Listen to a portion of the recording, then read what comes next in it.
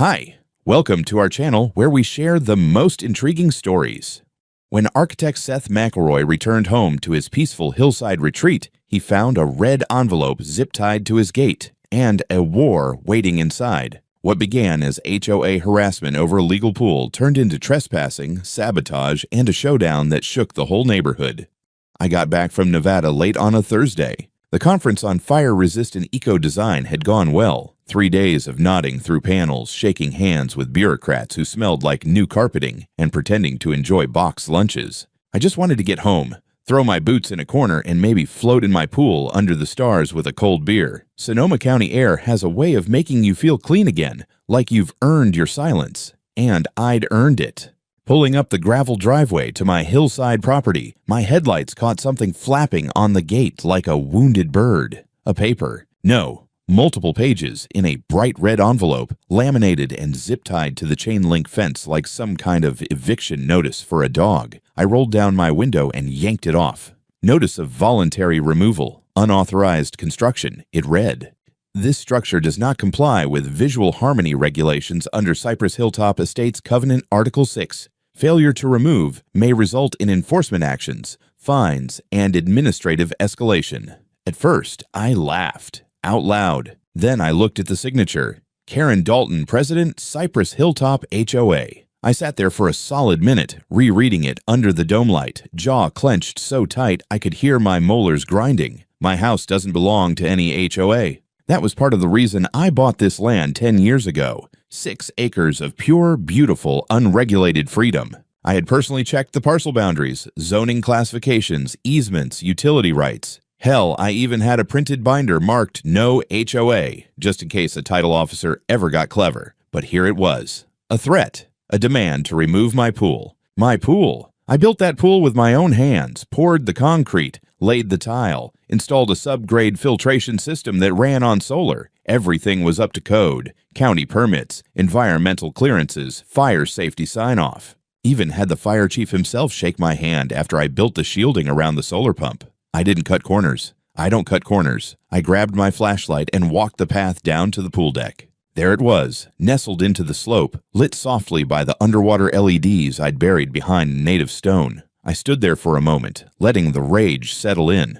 The view of the valley stretched out past the pool edge, and just beyond it, maybe 20 or so feet downslope, stood the split-rail fence that marked the boundary with the HOA development. Cypress Hilltop Estates, the fortress of stucco and manicured. Mediocrity. I knew who Karen was. Everyone up here did. Platinum blonde helmet of hair, voice like a dentist's drill, and a pathological obsession with preserving community standards. She once tried to get a neighbor fined for planting a palm tree. In Northern California, I walked back up to the house, opened my safe, and pulled out the packet. Land surveys, permits, contracts, photographs. Everything was in order. I double-checked the property map.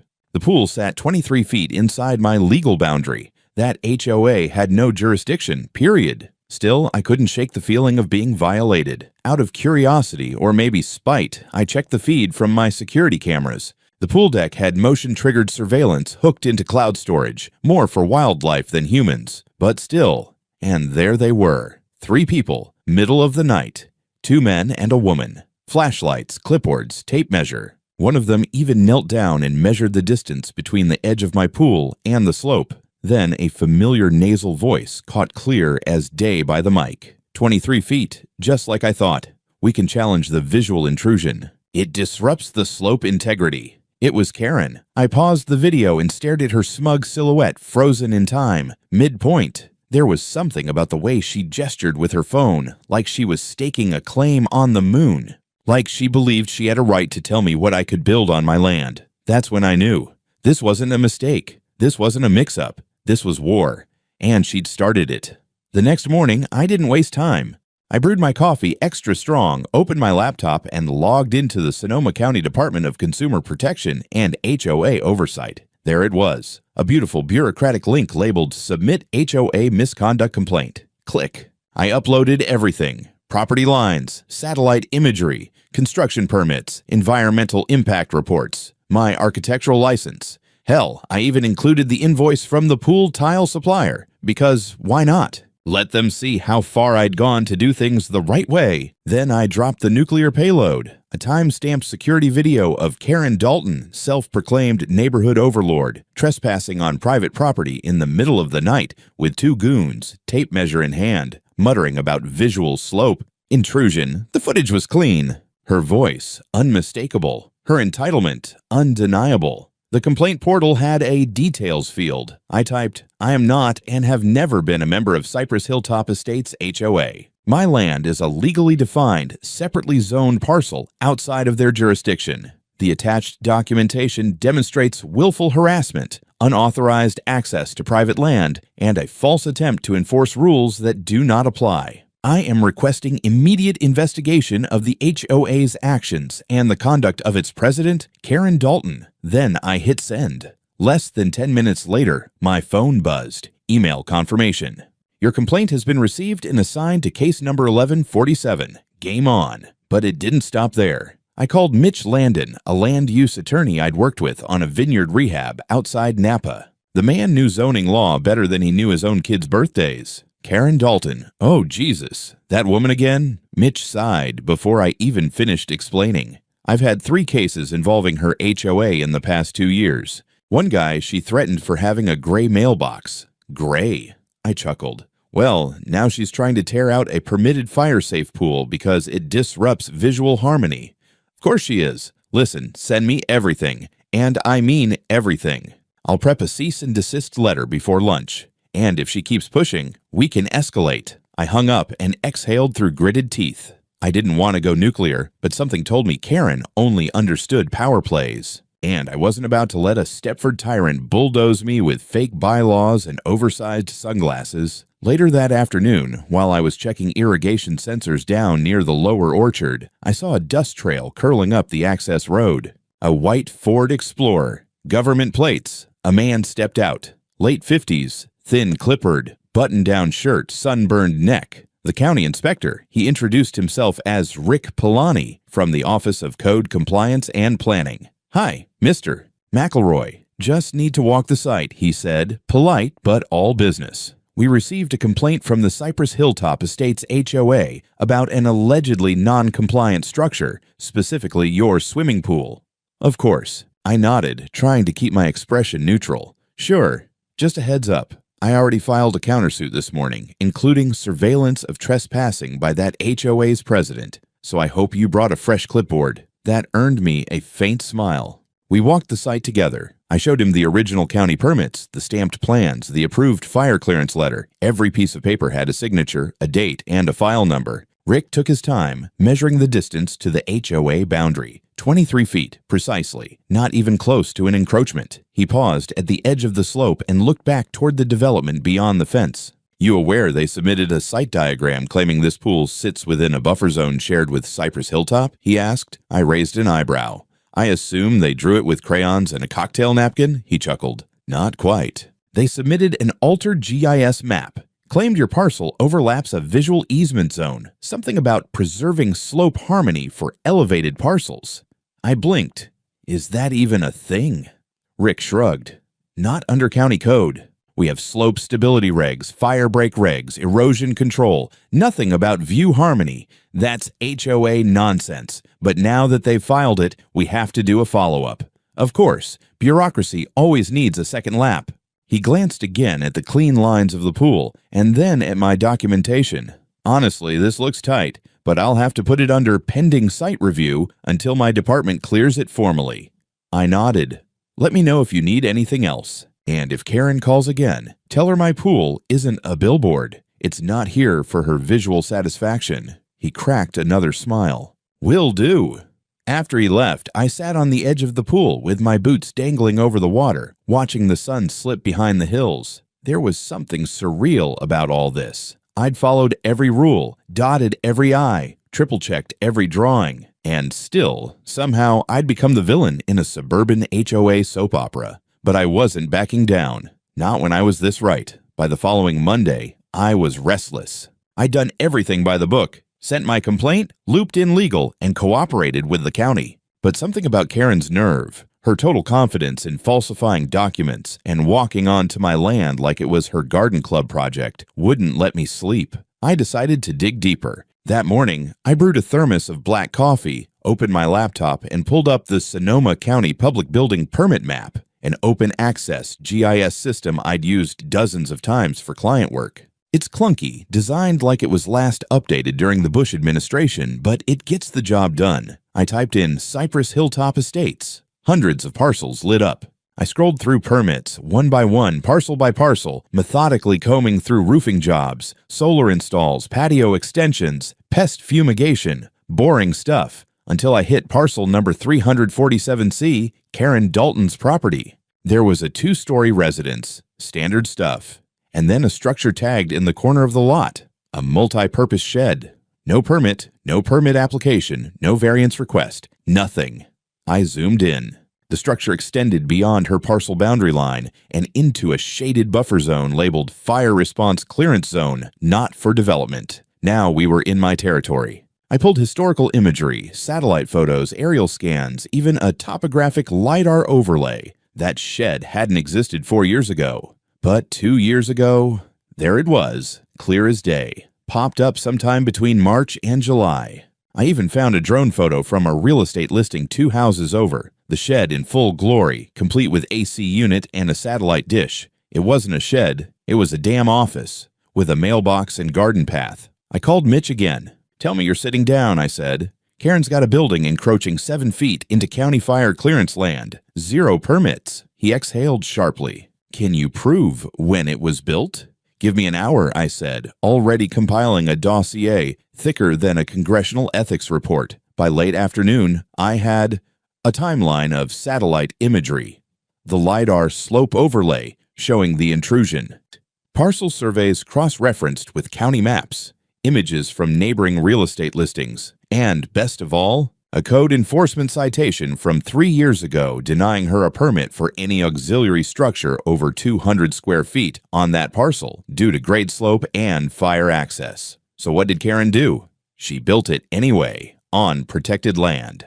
Then probably forged HOA maps to cover her ass. I filed a formal request with the County Building Compliance Division, flagged the parcel, and submitted the full report, this time citing public safety risk due to obstruction of fire access. Within 24 hours, I got a reply from a county planner named Janine Madrigal. She thanked me for the comprehensive documentation and said they were flagging the structure for field inspection. No timeline given, but the tone was serious. That same night, my outdoor motion lights pinged again. Karen, standing at the edge of my fence line, not stepping over this time, just staring.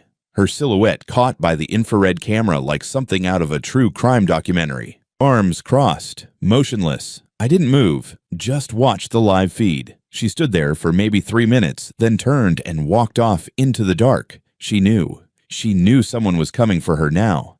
I decided to make things crystal clear. The next morning, I installed a fresh aluminum sign on the inside of the fence facing her property.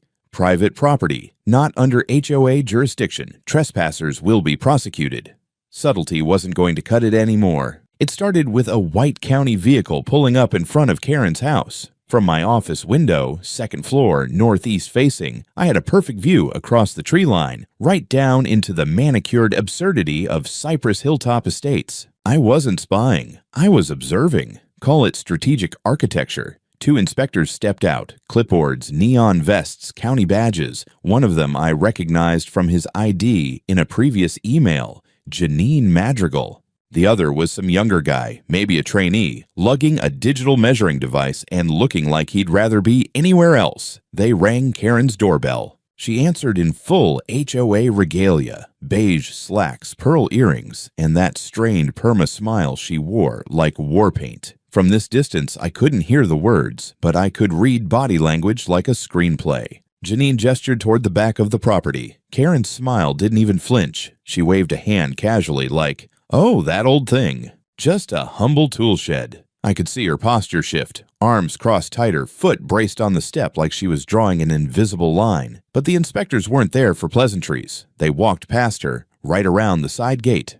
Clipboards up, measuring wheels down. That was when I stood up and walked outside. I wasn't going over there. I had no interest in confrontation, but if anyone from the county wanted to ask questions, I'd make it easy.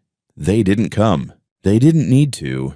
The inspection lasted about 30 minutes. I could see them examining the outbuilding, Karen's shed. I watched as Janine pointed toward the slope behind it, where the brush thinned out into that critical fire access corridor, the one that's legally required to be kept open. Karen was pacing now, arms slicing the air, clearly raising objections. She tried to hand them a folder at one point. I bet my left kidney it contained her infamous amended map, the same fiction she sent with her HOA complaint. Janine didn't even take it, just nodded politely and kept writing. By the time they left, Karen looked like she was mid-menopause and mid-mutiny at once. Her neck was blotchy, her posture twitchy, and her dog, some neurotic poodle mix, was yapping behind the fence like it had a vendetta of its own. Later that day, my inbox pinged. Subject: Notice of Review Outcome. Cypress Hilltop Parcel 347C. Mr. McElroy, thank you for your submitted materials regarding the structure on the neighboring parcel. Our field inspection has determined that the structure in question was built without a permit, extends approximately 7 feet into a protected fire response access zone, violates multiple county code sections relating to auxiliary construction, zoning setbacks, and emergency access obstruction. Furthermore, a stop work notice was issued on this parcel 3 years ago for an attempted auxiliary structure of similar description, which was later denied. This matter is now being referred to the County Enforcement Division and District Attorney's Office for review of potential code violations and fraudulent filings. Your pool and associated structures remain in full compliance. Regards, Janine Madrigal, Planning and Code Compliance Division. I read the email twice, then just sat back in my chair, arms behind my head, grinning like I'd just hit a walk-off home run. By the end of the week, the HOA grapevine was on fire. I went to the gas station down the hill, and the clerk, Terry, guy with an eyebrow piercing and encyclopedic knowledge of local scandals, said, "Hey man, did you hear? That HOA lady up the ridge is under investigation. Built a damn office on emergency land." I played dumb. No kidding. Yeah, some neighbor apparently turned her in. People are saying it's the architect guy with the pool. I winked. Well, I hope he had good drawings. Meanwhile, the HOA board started to fracture. One of their treasurer's emails leaked. Some kind of passive-aggressive screed about how Karen acted unilaterally and jeopardized the credibility of the board. Another board member, a real estate agent named Brian, posted on Facebook saying he was shocked and that the HOA needed to return to transparency and community trust. Translation: rats leaving the Karenship. The funniest part, my original complaint, the one where I outlined Karen's trespass and fake citations, had now been cited in 2 different internal HOA resignations as the turning point. I didn't celebrate, not publicly. But I'll admit this much. I started parking my truck sideways at the top of my driveway just for the view. Pool glimmering, sun beating down, sign on the fence gleaming like a middle finger carved in stainless steel. Karen was cornered, and we were just getting started. I don't scare easily. You can't work 2 decades in construction management and architecture without getting used to entitled clients, random threats from neighbors, or the occasional contractor meltdown involving a nail gun and a divorce. But what happened just after 2 in the morning on a Thursday? That was different. I was awake, working in the studio above my garage, finalizing some structural drafts for a fire-retardant hillside villa near Cloverdale. The room was quiet except for the hum of my computer fans and the occasional owl outside. Then my phone lit up. Motion detected, pool deck camera. I tapped the alert and opened the feed. At first, I thought it was an animal, a raccoon, or a coyote. But no, it was Karen. Hair pulled back in a tight bun, black sweatshirt, gloves. She was holding something in one hand. Couldn't make it out. Then she crouched down next to the shallow end, pulled the cover back, and uncapped a container. That's when I saw the gloves, thick, chemical safe, and the container, a plastic gasoline-style jug, but bright yellow. I zoomed in, corrosive symbol. I sat bolt upright, heart pounding, and hit record. On screen, she began pouring liquid, acid, no question, directly onto the decorative mosaic tiles along the pool's edge. Then she moved to the pump housing, ripped open the panel, and splashed the control unit. The insane part, she was methodical. This wasn't a tantrum. This was surgical. I ran downstairs barefoot, grabbed my pistol from the gun safe, Never loaded unless there's a reason, and called 911 while yanking on a hoodie. Sonoma County Sheriff's Office. What's the emergency?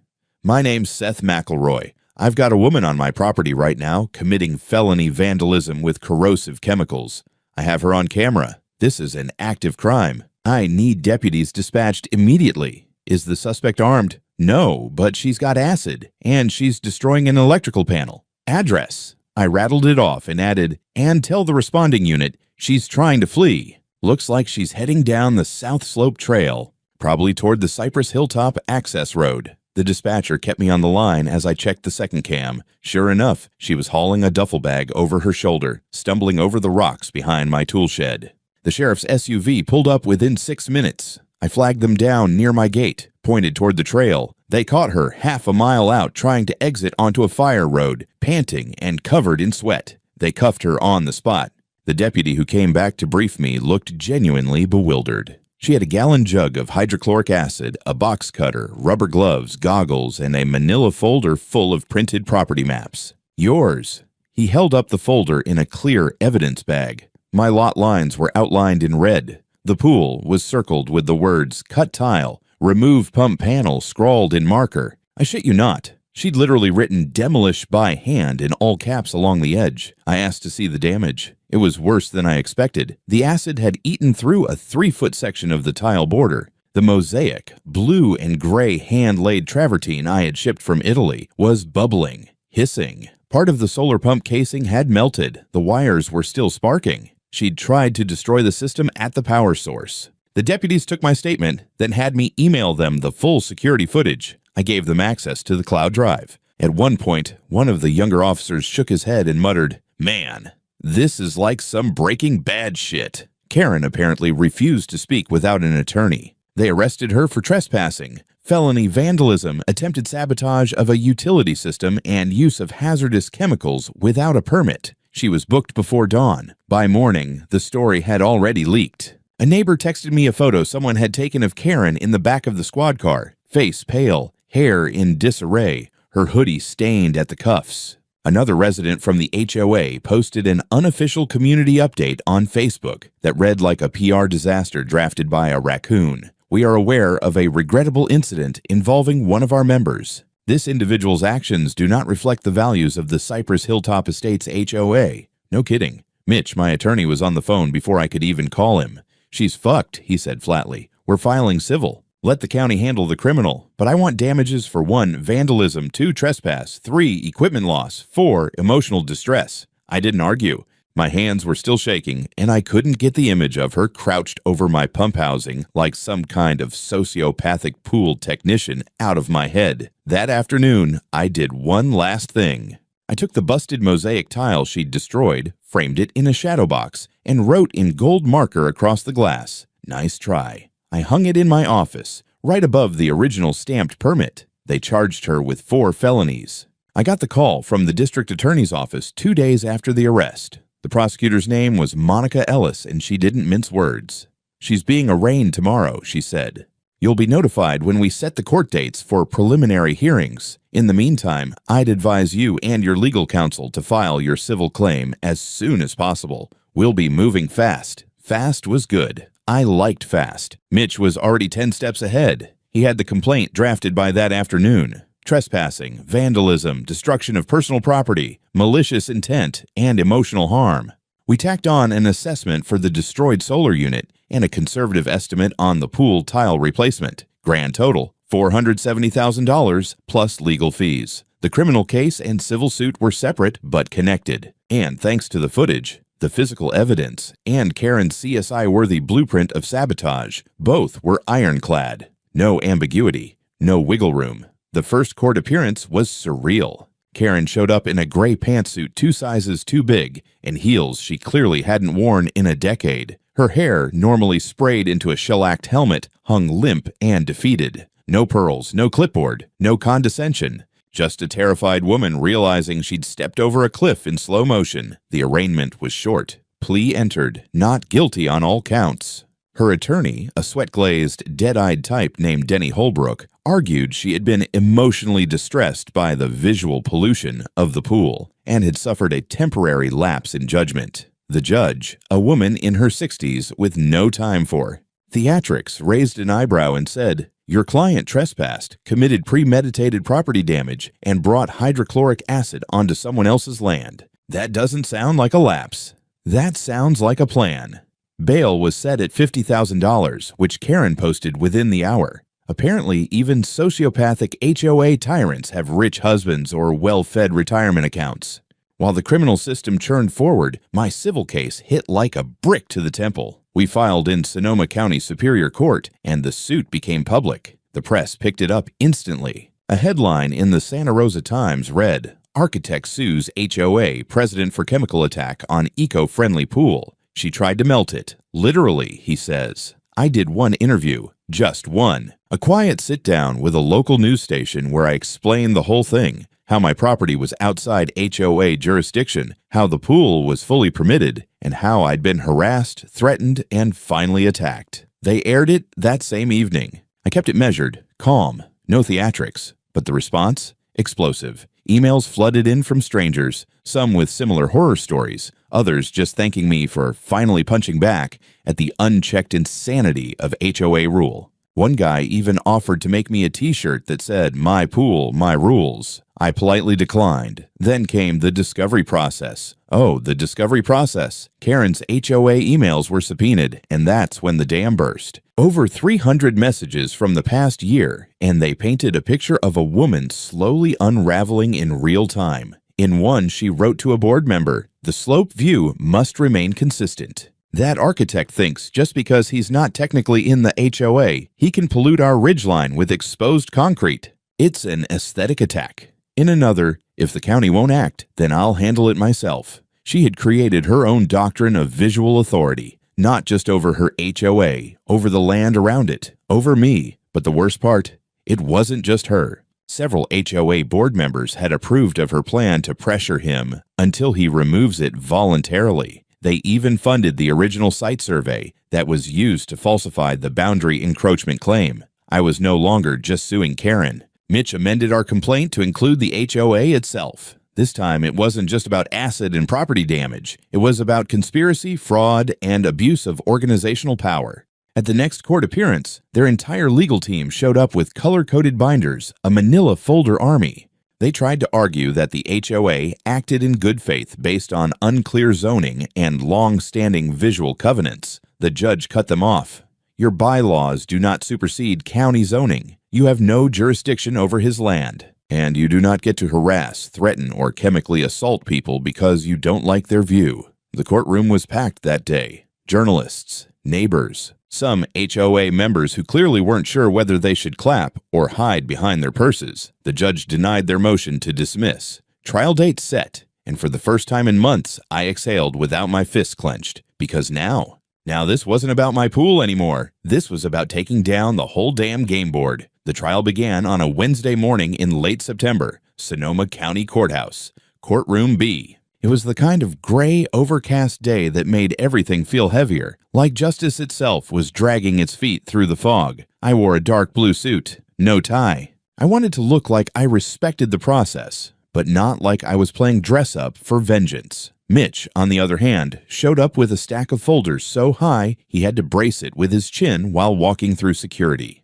He was in his element. Karen, she looked like a ghost wearing blush. Her lawyer, Holbrook, opened with the usual song and dance, claimed emotional distress, said Karen's actions were driven by a desperate belief that Mr.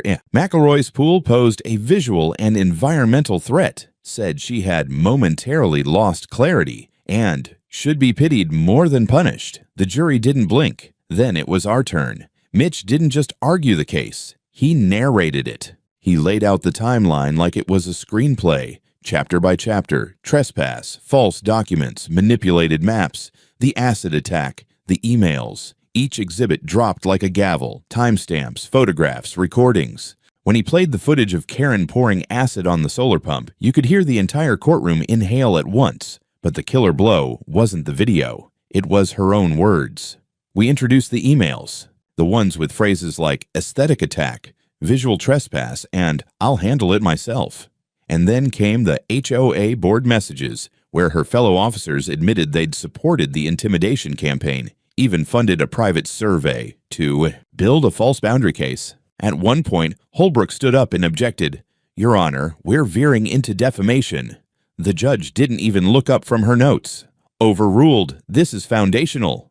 Karen avoided eye contact with everyone, especially her own board members, two of whom were now sitting behind the defense table, looking like they'd rather be anywhere else, including prison. The jury deliberated for 6 hours. They came back unanimous. Guilty on all 4 criminal counts. Civil judgment in full, $470,000. Permanent injunction filed against Karen Dalton and the Cypress Hilltop Estates HOA. Karen was sentenced to 12 months in county jail, with 6 months mandatory and the rest suspended with probation. She also received a 10-year restraining order barring her from approaching within 200 feet of me, my property, or anything resembling a pool. But the real quake came a week later. The county announced it had opened a full audit of Cypress Hilltop Estates HOA. Turns out, once the DA got a taste of Karen's corruption, they started pulling at every loose thread. The fake map?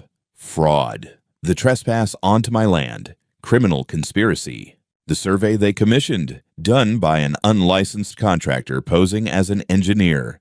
The fallout was biblical. The HOA president, Karen, was out. Obviously. The treasurer resigned the next day.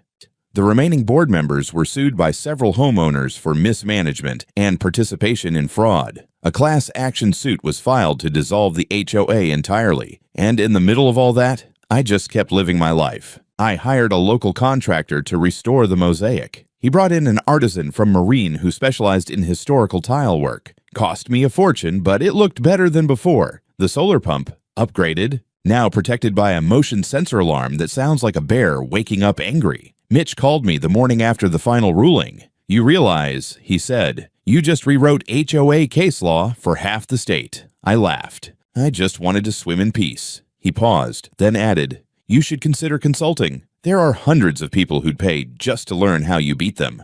Maybe I would, but not yet. Right now, all I wanted was silence, sun, and the slow bubbling of a chlorine-balanced pool that was mine. Only mine. It's been 6 months. The grass has grown back over the tire tracks where the sheriff's cruiser used to idle during the investigation. The pool tiles, restored, sealed, gleaming, catch the sun like nothing ever touched them. And the acid scars, gone. Buffed, polished, and replaced with a subtle gold inlay that wasn't in the original design, but somehow feels exactly right. Every morning, I brew my coffee, step out onto the deck, and look down at the slope where this all began.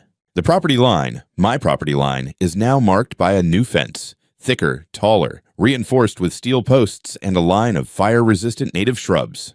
The sign I installed back when things were just getting started is still there. Private property, not part of Cypress Hilltop Estates. This land is free. I thought about taking it down. I didn't. Karen served 5.5 months. Good behavior, overcrowding, whatever excuse they gave her. I didn't go to the release hearing. Didn't need to. Word around town says she moved in with her sister in Santa Barbara and spends most of her time indoors now. HOA leadership banned her from ever holding a position again. Doesn't stop her from posting Facebook rants about landscape sovereignty and suburban decay. No one comments. Cypress Hilltop Estates imploded. The board disbanded. Their insurance was dropped after the class action went public. Residents voted 72% in favor of dissolving the HOA entirely. The gates removed. The landscaping company stopped showing up.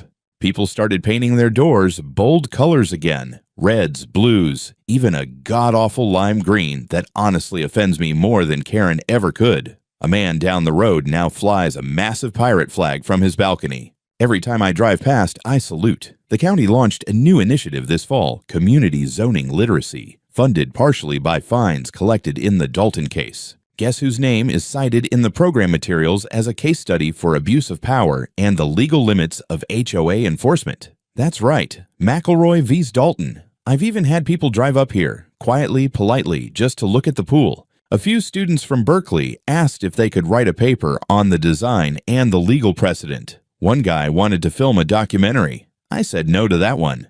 This story belongs to me. It doesn't need background music and dramatic drone shots. I'm still an architect, still work with sustainable design, hillside mitigation, fire defense, but I've taken on some new clients lately. Folks trying to build outside of HOAs, trying to fight back. I don't advertise. They find me. Sometimes I just listen. Sometimes I draw them a blueprint and say, here's how you do it legally, cleanly, unbreakably, because that's the part they still don't get. People like Karen. I didn't win because I fought dirty. I won because I didn't break, and I never will. The land I stand on is mine, not theirs. Never was. And now, never will be.